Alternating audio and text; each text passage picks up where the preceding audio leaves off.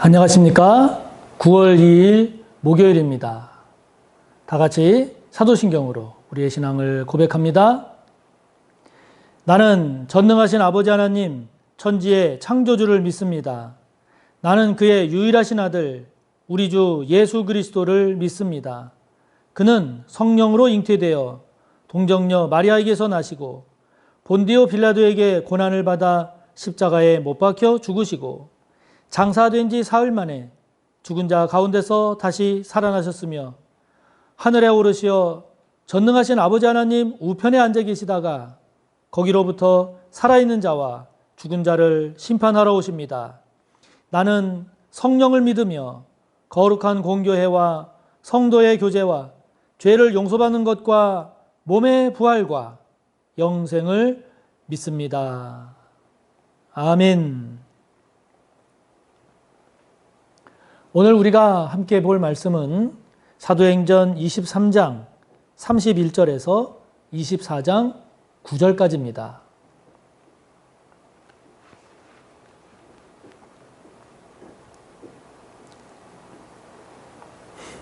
사도행전 23장 31절에서 24장 9절까지의 말씀 함께 봅니다.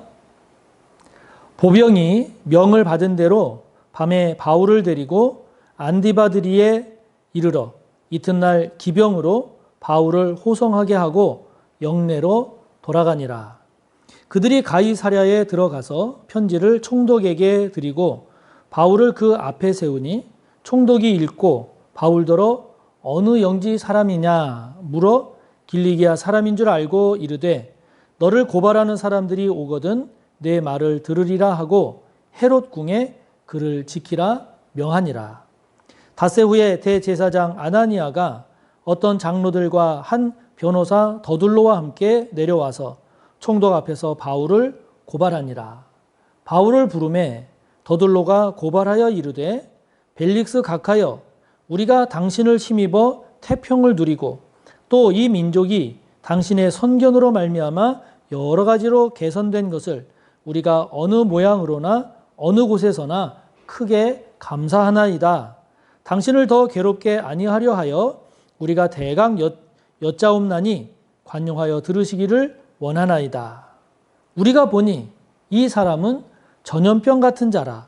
천하에 흩어진 유대인을 다 소요하게 하는 자요 나사렛 이단의 우두머리라. 그가 또 성전을 더럽게 하려 함으로 우리가 잡아싸우니 당신이 친히 그를 신문하시면 우리가 고발하는 이 모든 일을 아실 수 있나이다 하니 유대인들도 이에 참가하여 이 말이 옳다 주장하니라. 아멘. 위험한 상황에 있던 바울이 그 생질의 그 도움을 통해서 이제 천부장을 통한 로마 병사들의 호의를 받으면서 사도 바울이 이제 예루살렘에서 이제 총독이 있는 가이사랴로 이제 호송이 되게 됩니다. 자, 오늘 31절부터 마지막 그 23장의 마지막 35절까지의 내용을 보면 이제 사도 바울이 예루살렘에서 가이사랴로 호송되는 그 과정을 소개하고 있는데요. 자, 먼저 예루살렘에서 어디로 갔습니까? 31절에 보니까 안디바드리로 갔습니다. 여러분 지도를 통해서 꼭 확인해 보시기 바라요. 예루살렘에서 안디바드리로 갔습니다. 예루살렘에서 안디바드리까지는 약 50km 정도 떨어진 거리입니다. 그 거리를 이제 로마 보병들이 걸어서 보병들이 사도 바울을 호위를 하고 갔지요. 이 안디바드리라고 하는 이 곳은 헤롯 대왕, 예수님 태어났을 때의 그 헤롯 대왕의 아버지가 안디바인데 그 안디바의 이름을 따서 안디바드리 이렇게 붙인 그런 도시입니다. 그곳까지 보병에 의해서 사도 바울이 호송이 되게 되고 이 안디바드리에서 가이사랴까지 여기까지는 약 45km 정도 됩니다. 굉장히 먼 길이죠. 여기까지는 이제 기병이 말을 탄 병사들인 기병에 의해서 사도 바울이 호송이 되어서 안디바드리에서 이제 가이사랴로 가게 되는데, 이 가이사랴라고 하는 곳이 유대를 지배하고 다스리고 있던, 관리하고 있던 유대 총독의 관저가 있던 곳입니다. 그런데 거기 23장의 맨 마지막을 보면 사도 바울을 헤롯 궁에 그를 지키라 명했다 하는 말이 나오죠. 이 가이사랴 이곳에 이제 그 헤롯 궁을 지은 겁니다. 헤롯 궁을 지었는데 이 헤롯 궁이 이 당시에 유대 총독의 관저로 사용이 되고 있었던 거죠. 이렇게 이제 사도 바울이 예루살렘에서 안디바드리로 그리고 안디바드리에서 가이사랴로 이렇게 이제 그 머나먼 길을 합치면은 거의 95km, 100km에 가까운 그 먼 길을 이렇게 호송되어 가고 있는 겁니다. 어제도 말씀드렸지만 사도 바울이 인간적인 견지에서 이거를 보자면 고난당하고 있는 거죠. 고난당하고 있는 겁니다. 그리고 자신이 앞으로 어떻게 자신의 인생이 펼쳐질지 아무런 보장도 없고, 그리고 어떻게 될지 장담할 수 없는 눈앞에 펼쳐진 현실만 놓고 보면 정말 기가 막히고 억울하고 그리고 과도하고 부당한 이런 고난의 시간들이 계속 되고 있는 것이죠. 자, 그런데 어제도 우리가 잠깐 말씀을 나눴습니다마는 그렇게 눈앞에 보이는 현실을 그렇게 인간적인 눈으로만 보면 그러한 고난으로밖에 보이지 않지만, 그러나 이것을 하나님과의 관계에서 보면 하나님의 은혜의 눈길의 그 관점에서 보면 지금 사도 바울은 로마를 향해 가고 있습니다. 로마를 향해 가고 있습니다. 하나님의 그런 섭리의 관점에서 보면 사도 바울이 예루살렘에 간 것, 예루살렘에서 오히려 유대인들에 의해서 고난당해서 로마 병사들의 도움을 받게 된 것, 그 로마 병사들의 도움을 받게 되는 과정에서 바울의 생질에 도움을 받게 된 것, 그 도움을 통해서 또 로마 병사들의 도움을 통해서 지금 이렇게 호송되어 가는 것, 이 호송되어 가는 것이 보병들에 의해서 호위를 받고 기병들에 의해서 호위를 받고 가이사랴까지 가는 길, 이 모든 것들이 하나님의 섭리의 관점에서 보면 로마로 가는 여정이란 말이죠. 그렇기 때문에 오늘도 저와 여러분이 이러한 것들을 묵상하고 되새길 때 나는 지금 나의 현실을 어떤 관점에서 바라보고 있는가? 나에게 주어진 고난, 나에게 닥친 문제, 나에게 지금 내가 직면하고 있는 이 어려움이라고 하는 것을 나는 어떤 관점으로 바라보고 있는가? 어떻게 해석하고 있는가? 굉장히 중요하지 않겠습니까? 내 계산으로만, 인간적인 계산으로만 판단하고 바라보고 있는가?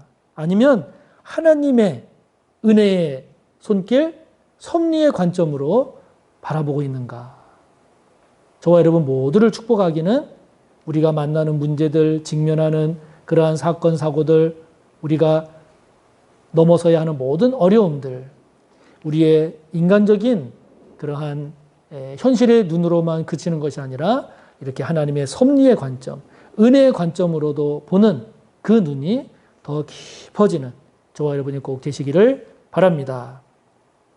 그래서 이제 사도 바울이 유대 총독이 있는 가이사랴, 헤롯궁이 있죠. 가이사랴로 이제 가게 되고, 이제 여기에서 이 24장에서부터 26장까지는 이곳 가이사랴에 사도 바울이 갇혀 있으면서 이제 그곳에서 이제 사도 바울이 자신을 변론하고 또 자신의 변화를 이야기하는 이른바 가이사랴 법정에서의 바울의 모습을 우리가 24장, 25장, 26장을 통해서 이제 보게 됩니다. 그런데 오늘 먼저 24장에 제일 먼저 나오는 것이 그 더둘로라고 하는 한 변호사가 사도 바울을 이제 고발하는 그런 내용을 우리에게 소개하고 있습니다.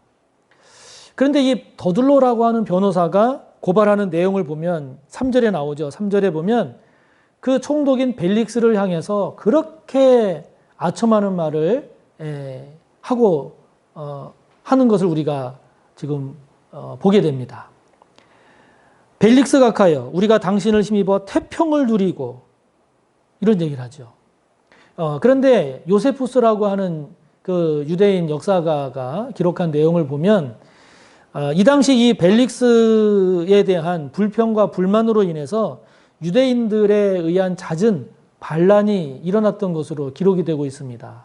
그러니까 지금 이 더둘로가 말하는 당신을 힘입어 태평을 누리고 있습니다 라고 하는 것은 거짓말인 거죠.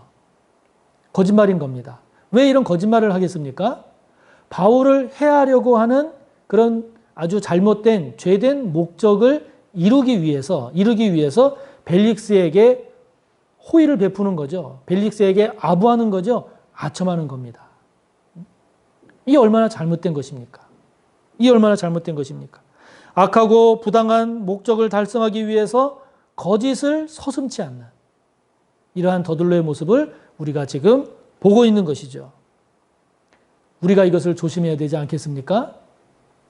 선한 목적을 위해서 더 옳은 일을 위해서 하는 거짓말을 우리가 선의의 거짓말, 하얀 거짓말이라고도 합니다마는 우리가 정말 조심해야 할 것은 무엇이겠습니까? 잘못된 목적, 악한 목적, 부당한 목적을 달성하기 위해서 저와 여러분이 거짓을 말한다면, 거짓을 꾸민다면 이거는 안 되죠. 이건 안 됩니다. 더둘로와 같은 모습이기 때문이지요. 다른 사람에게 해를 끼치기 위해서 저와 여러분이 거짓을 말하고 거짓을 꾸민다라고 하면 더둘로와 같은 죄를 범하는 거죠. 안 됩니다. 안 됩니다. 그렇게 하면 안 됩니다. 그러므로 다시 한번 우리의 모습을 다시 한번 깊이 돌아보면서 부당하거나 잘못되거나 죄된 목적을 위해서 거짓을 말하거나 꾀하려고 하는 그런 우리의 죄된 모습이 있다면 하나님 앞에 철저히 회개하고 돌이키는 저와 여러분이 꼭 되시기를 바랍니다. 그러면서 이 더둘로가 바울에 대해서 이런 이야기를 합니다. 5절에 보면 이 바울은 전염병 같은 사람입니다. 이런 이야기를 합니다. 우리가 지금 코로나19라고 하는 이 전염병 때문에 얼마나 많은 사람들이 우리나라만이 아니라 전 세계적으로 고생을 하고 있습니까? 전염병이라는 게 뭡니까? 이게 급속도로 퍼져나가는 그런 병 아닙니까? 바울이 이 전염병과 같은 그런 존재라는 겁니다. 그런데 여러분, 따지고 보면 그리스도인의 특징이 바로 이런 전염병과 같은 사람들입니다. 저와 여러분과 같은 이 그리스도인은 그렇습니다. 더둘로가 말하는 식으로 전염병 같은 사람들입니다. 그런데 우리는 무엇을 전파합니까? 우리는 무엇을 전합니까? 예수님을 전합니다. 복된 소식, 복음을 전합니다. 구원을 전합니다. 생명을 전합니다. 천국을 전합니다. 진정한 의를 전합니다. 그런 점에서 보면 저와 여러분은 전염병과 같은 사람입니다. 또 그런 사람이 되어야 합니다. 이 시대의 진정한 전염병과 같은 사람. 코로나19처럼 사람들에게 해를 끼치고 악영향을 끼치는 그런 전염병의 그런 모습이 아니라 예수를 전하고 생명을 전하고 사랑을 전하고 하나님의 나라를 전하고 성경적 원리를 우리의 삶을 통해 자꾸자꾸 전파하는 그런 전염병과 같은 존재. 그것이 바로 사도 바울, 저와 여러분의 모습이 되어야 되지 않겠습니까? 지금 저와 여러분을 통해서 전파되고 있는 것은 무엇입니까? 지금 저와 여러분은 무엇을 전파하고 있습니까? 저와 여러분, 아름다운 전염병과 같은 사람, 복된 전염병과 같은 사람, 정말 이 시대에 꼭 필요한, 우리 공동체에 꼭 필요한 그런 저와 여러분 귀한 존재가 다 되시기를 간절히 바랍니다. 다 같이 주기도문으로 마치시고 함께 나눈 내용 묵상하면서 여러분의 기도를 이어가시기 바랍니다. 하늘에 계신 우리 아버지, 아버지의 이름을 거룩하게 하시며 아버지의 나라가 오게 하시며 아버지의 뜻이 하늘에서와 같이 땅에서도 이루어지게 하소서. 오늘 우리에게 일용할 양식을 주시고 우리가 우리에게 잘못한 사람을 용서하여 준 것 같이 우리 죄를 용서하여 주시고 우리를 시험에 빠지지 않게 하시고 악에서 구하소서. 나라와 권능과 영광이 영원히 아버지의 것입니다. 아멘.